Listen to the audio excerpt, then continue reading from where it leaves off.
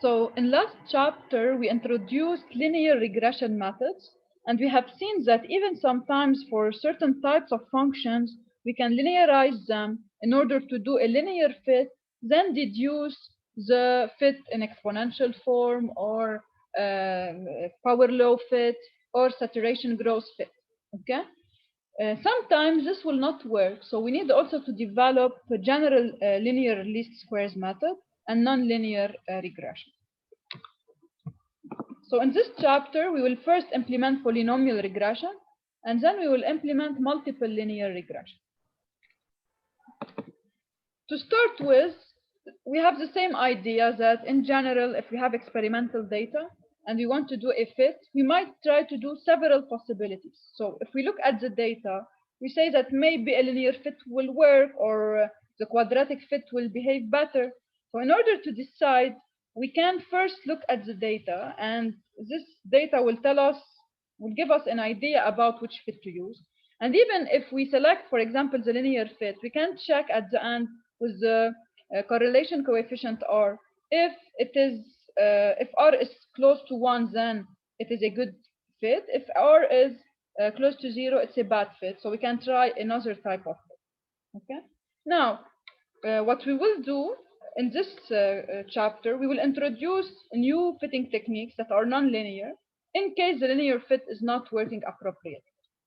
So, for example, if you look at the following data, as you can see, it seems that the linear fit will not be able to have a good representation of the variation of points. So this is why here it will be a good idea to use quadratic fit, because it looks like the function that will go over that will be closer to these points is of quadratic shape. So it is of the form of a0 plus a1 x plus a2x squared. Okay. So in this case, how do we proceed? The method is very close to the one performed in linear fit. So we start first by saying that we want to use an equation of the following form: y fit equals to a0 plus a1x plus a2x squared. And then the error involved will be y at I minus y fit at I.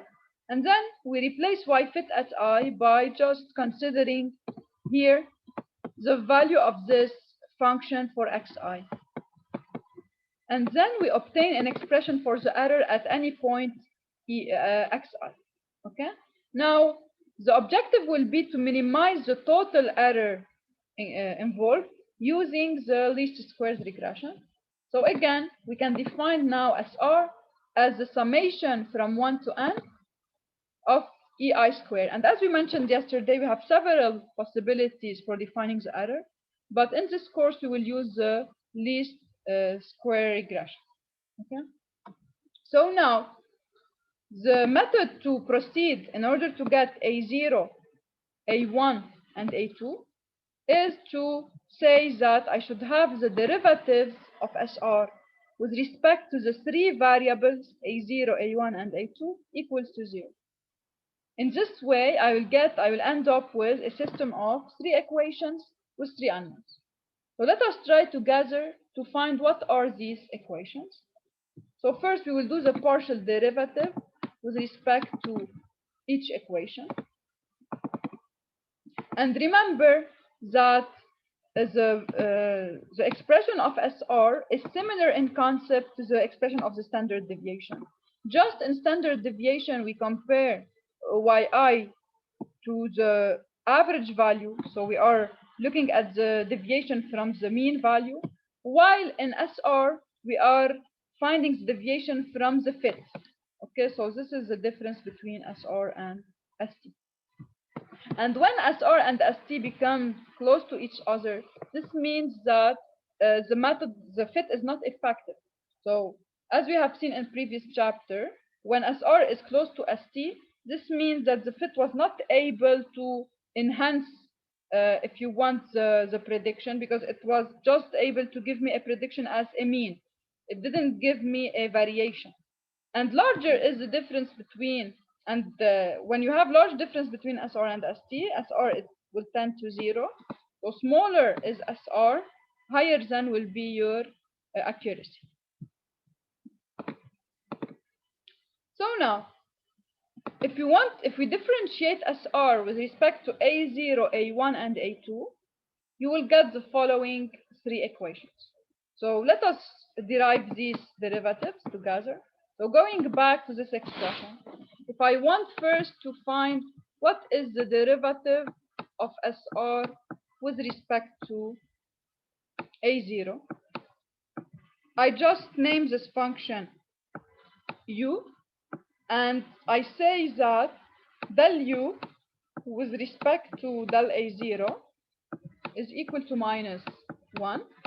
And therefore, since I have u squared, its derivative will be 2 times u prime, which is the partial derivative with respect to A0, times u.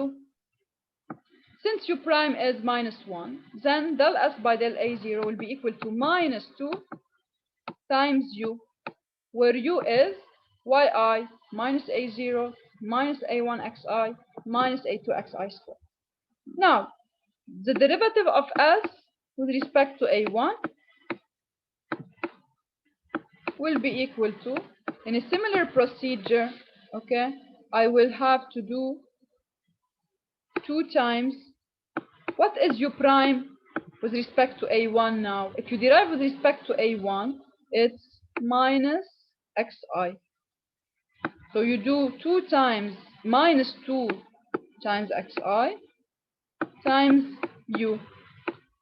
And finally, in a similar way, if I do del S or with respect to A2,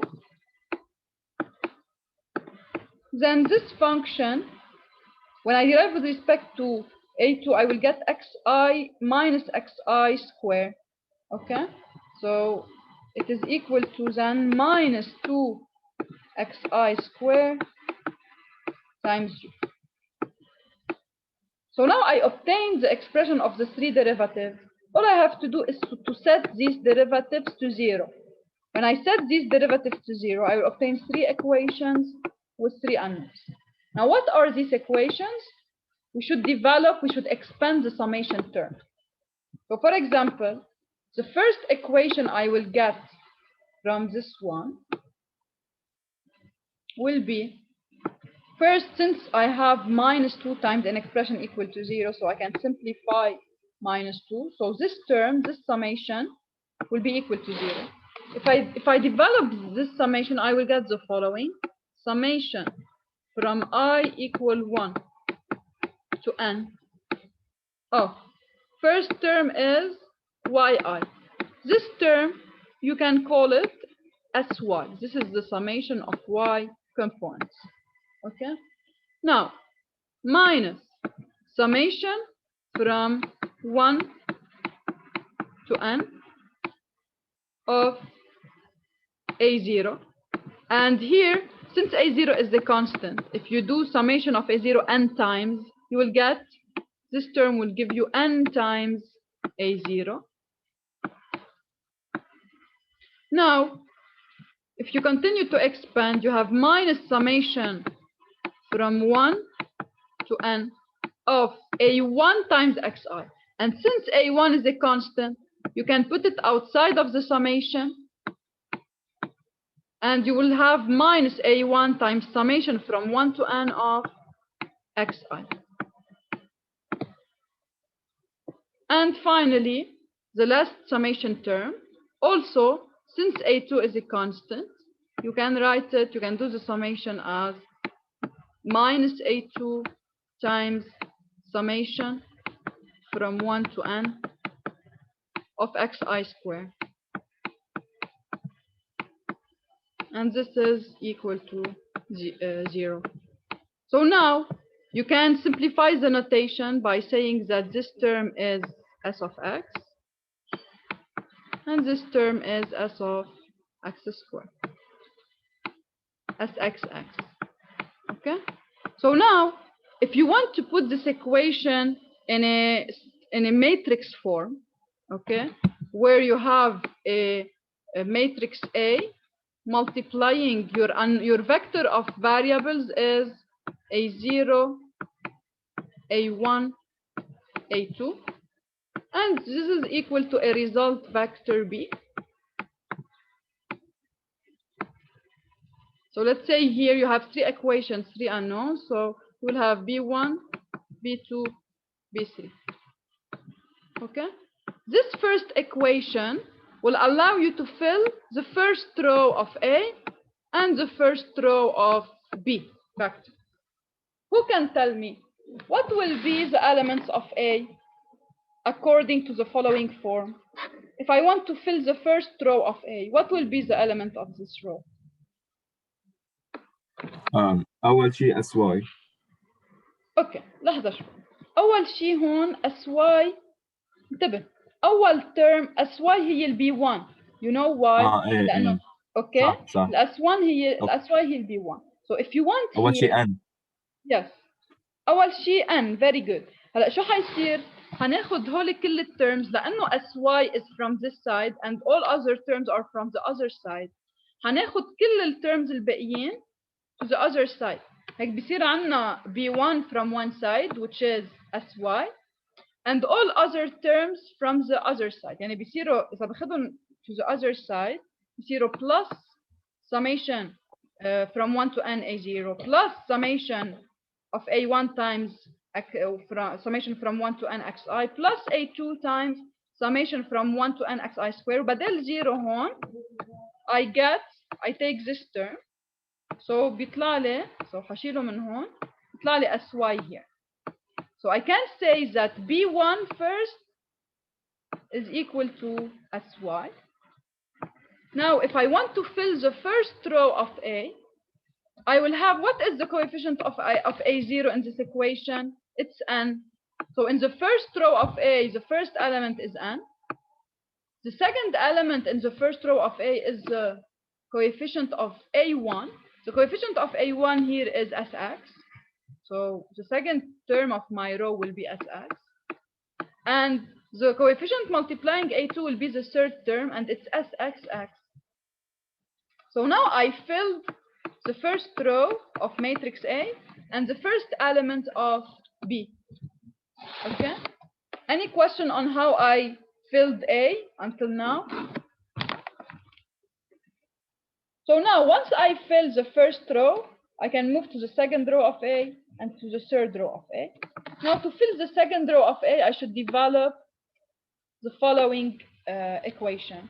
And again, so minus 2 can simplify because it's equal to 0. So this is my equation. And then I expand my summation. So I'll obtain the following.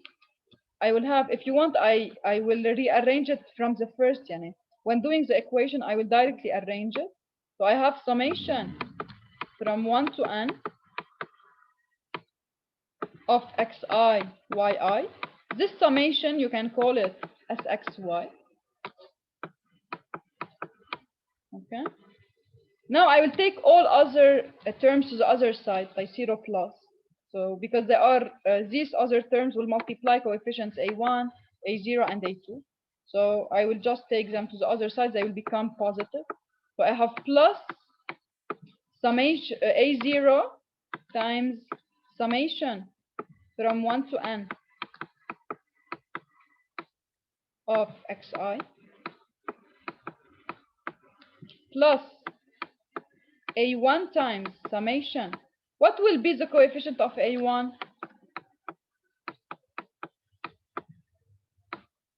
What will be the coefficient? SXX. Very good, because I have here xi times xi, so it's xi squared.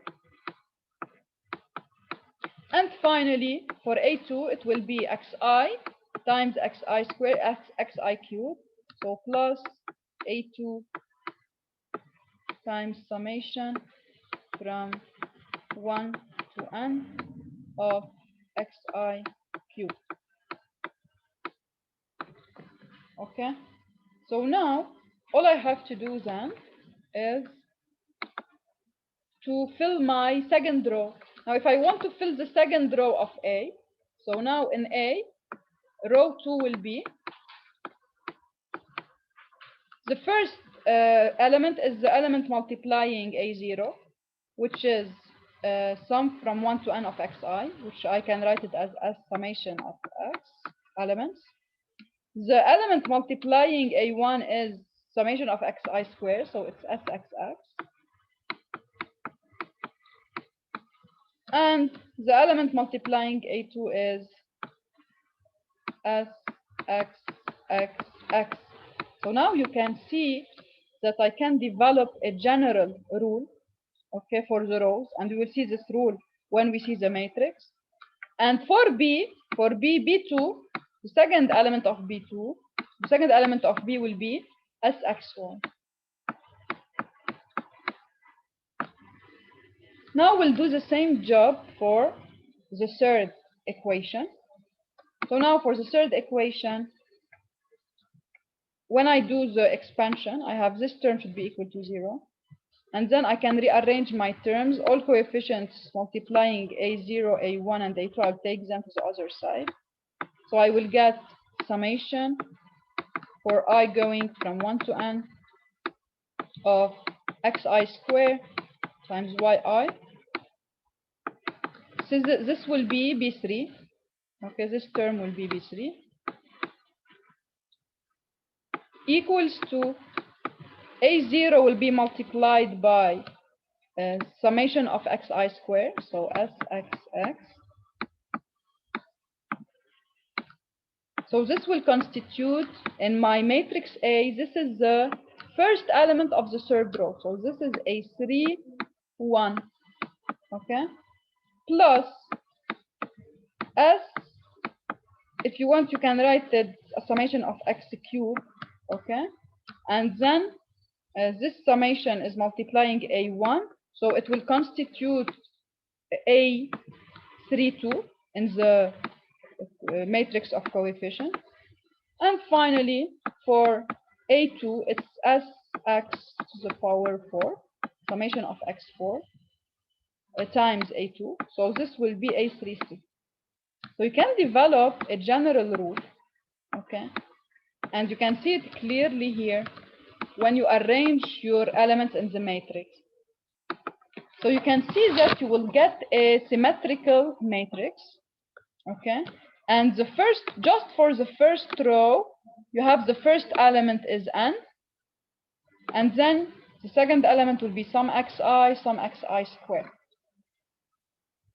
In the second row, you will directly start from some xi, and some xi squared, some xi cubed. So you can see that for each row, if you want, the element at the diagonal, the element here, and here, the element will start by, if you want, I have here a number of row minus 1. So this is xi to the power number of row minus 1. Because here, the number of row here, I will call it number of row, is equal here to 2. So the first term will be summation of xi to the power number of row minus 1. Okay, so here you will have, in this term, you have x to the power 2 minus 1, summation of xi, 2 to the power minus 1, which is summation of xi.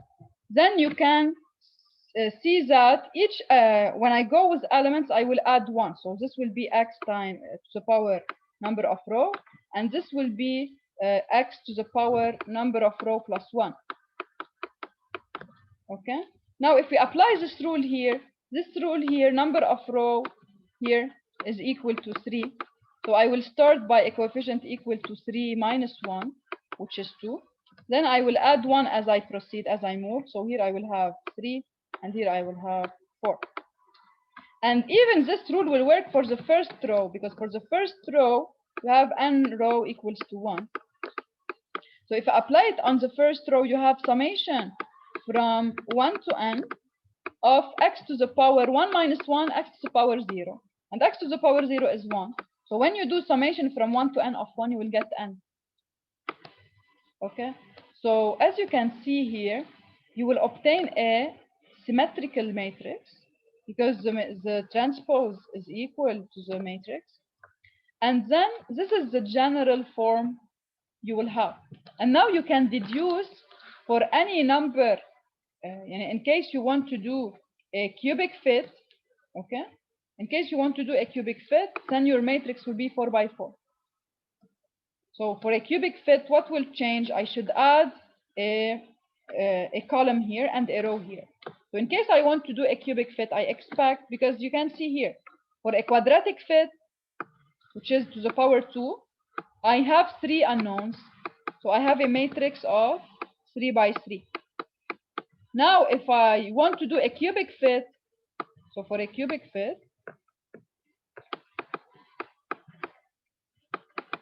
I need to have a matrix of 4 by 4.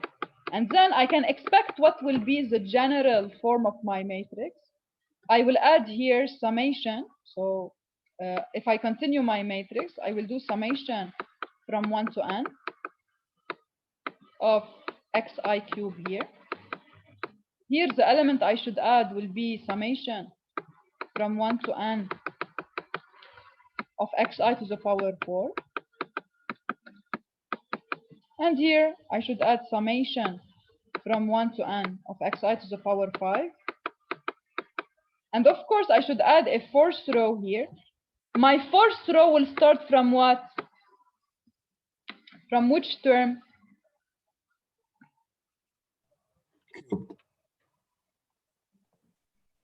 What will be the term? xi power 3. Very good. So I have summation from 1 to n of xi power 3, and here power 4, and here power 5, and here power 6. Okay. And also for my b vector, I have a trend that is repeating. So here I have always summation of xi to the power also number of row minus 1. So for the first row, xi is to the power 0, so I just have yi. For the second row, xi is to the power 2 minus 1. The number of row is 2, so 2 minus 1 is 1. For the third row, the power of xi multiplying yi is 3 minus 1 is 2. So now I can expect that if I have a 4 by 4 matrix, I will have here summation from 1 to n of what? What will be here the term if I have a 4 by 4 matrix? xi power minus 3. Yes, very good. xi to the power 3 yi. And 3 is the number of row, which is 4 minus 1. Okay, so this is the general. So here I can use now whatever is my number of elements, I can use the corresponding pattern because it's a repetitive pattern. Okay, just when I know this rule, I can express it with respect to any number of row, and I can use it in my calculations. Okay. Doctor, Yes. بس in the equations ليش we are setting them equal to 0? لأنه we want to minimize the error. What was our objective, Hassan? صح لأنه Our we want to objective was to minimize the total error between the SR. fitting and the points. Yes. So in order to minimize the error SR, we will set its derivative to 0. Yes, doctor. Okay. So here you can see in the case as we have expected, this is the matrix of coefficients for a cubic least squares fit, and you can extrapolate for any fit you want to do. So if it's, for example, if you want to do it to the power 4, just you have to add a coefficient here, a4, and also you should add a row here and a column here, following the same pattern. Okay, and here then you will have some x4 times y. So now, since we have developed this rule, now we are ready to any fit they asked for. Let us do an example. So we want to use the cubic least squares regression to find a fit for the following data. So we are giving you a set of points. The first thing to do is to determine the number of points you have. You have 7 points here. So the first element of your matrix of coefficient will be equal to n, which is here 7. Okay. Then as expected here, you will go back to your matrix that you developed for the case of a cubic fit, and then you should compute. So let us check. They want here. Yes, they want a cubic fit. So we should compute all of these values. Okay. So this is the cubic fit. We should find some xi. So what are the terms that we should find? N is 7. We already calculated n. Then we should find now what is summation of xi, what is summation of xi squared, what is summation of xi cube. Here you will see that terms will be, you have repetition of terms. So here, because it's a symmetric matrix, so once you get some xi squared, some xi cube, then you will get, you should get also these ones. Okay. 4, 5, 6. So these are the first summations you should. So you have until now 3 plus 3. You have 6, and then you should also compute the following summations: sum of yi, sum of xi yi, sum of xi square yi, sum of xi cube yi. So 6 plus 4. You need to do 10 computations of summations in order to be able to fill your matrix of coefficients and matrix of resolved P. So this is what we will do. We consider the example. We have the data. We can do it directly on the calculator, but sometimes to have it in a clear way, we can add to the table several rows. So we can add what are the summations we should compute. We should compute first xi square. We should compute xi cube. We should compute x to the power 4, to the power 5, to the power 6. And then, in addition, we should compute yi, x times y, x squared times y, and x cubed times y. So this is 10 calculations. And if you do the summations, so you can add here a summation column to compute the summation of each of these terms. So once you are done with your numerical calculation, you can fill the matrix of coefficient and B vector.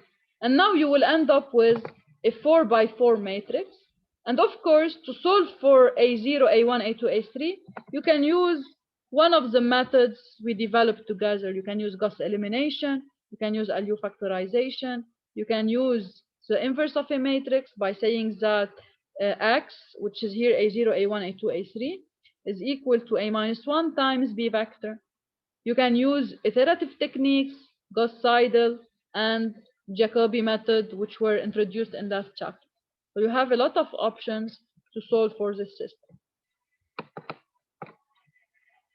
Now, also, another type of linear regression is multiple linear regression.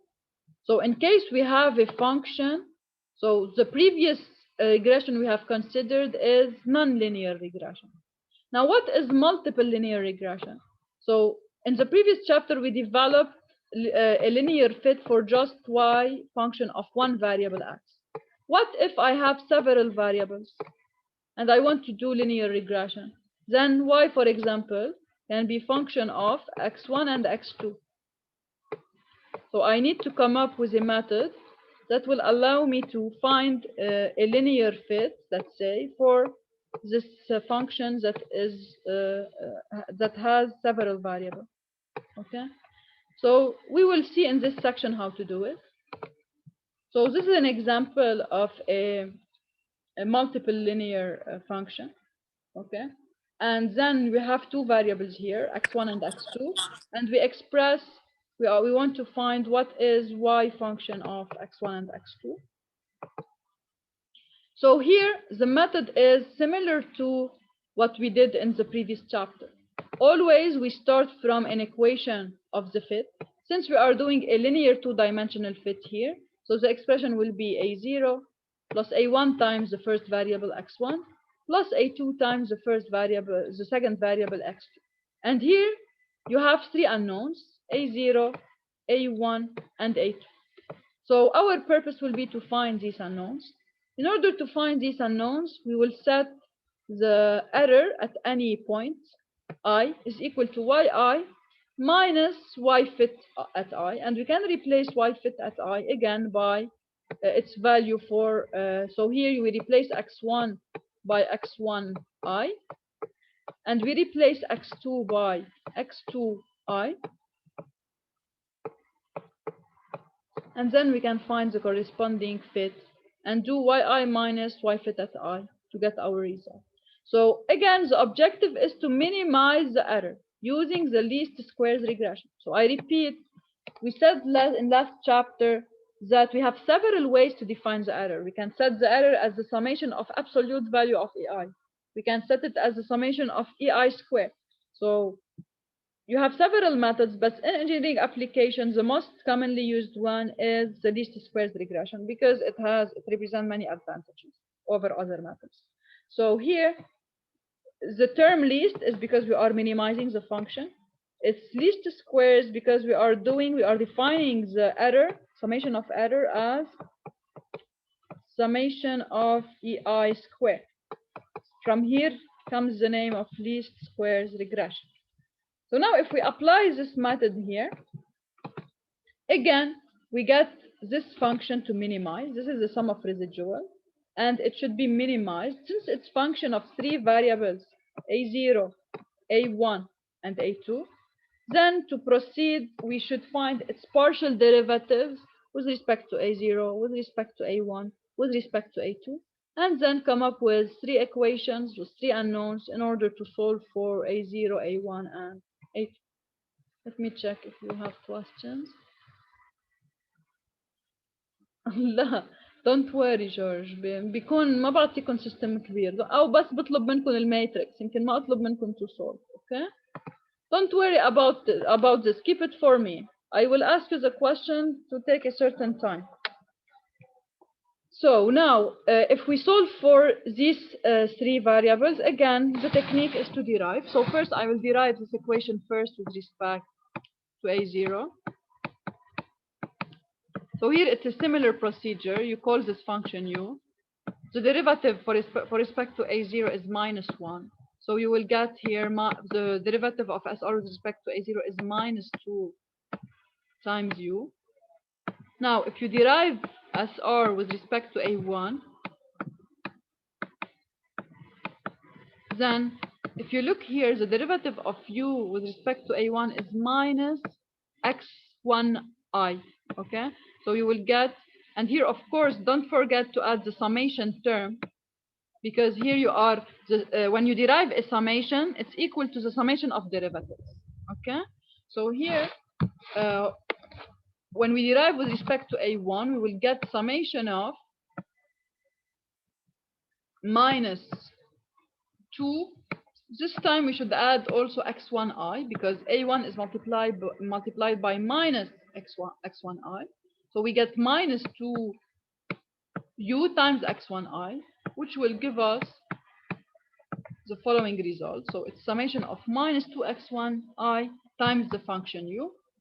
And finally, when we derive del s with respect to del a2, now it's similar because a2 is multiplied by minus x2i. So we will get that it's equal to the summation of -2 times x2i times u. And since 2 is a constant, -2 is a constant, you can take it outside of the summation for all derivatives. Okay, so now you will end up with the following relations. So the derivative with respect to A0 will give you -2 times the summation of the function is equal to 0, while the derivative with respect to A1 will give you -2 times the summation of x1i times u, and for A2 it's -2 summation of x2i times u. Now again, same procedure. I can since it's equal to 0, I can simplify -2. So my first equation will be the following one, which is summation from 1 to n of yi minus a0 minus a1 x1i minus a2 x2i. So all I have to do then here is to expand as we did in the previous example. So exactly same procedure. Okay, if you expand, try to do it as a practice. If you expand this equation, you can get the elements of row 1 of your matrix A and B1. This equation will give you elements for row 2, and this equation will give you elements of row C. And you will end up with the following matrix. And also here, it's a symmetric matrix. And higher, if you higher is a number of variables, okay, then you can expect what will be your form. Okay, so here, for example, if you have just 2 variables, this is the form you will have. So here it's n, then sum of x1i, sum of x2i. Here you have first sum of x1i, sum of x1 square, and here sum of x1 times x2. And for B, the first element will be sum of yi, the second sum of x1i yi, and the third sum of x2i yi. So for example, if we have 3 variables, we can expect that here we will have sum of x3 I yi. Okay, and here we will have the first term will be sum of x3i. The second one will be, and you can try to do this as a practice to see that the pattern will be repeated. Okay. Any question on this?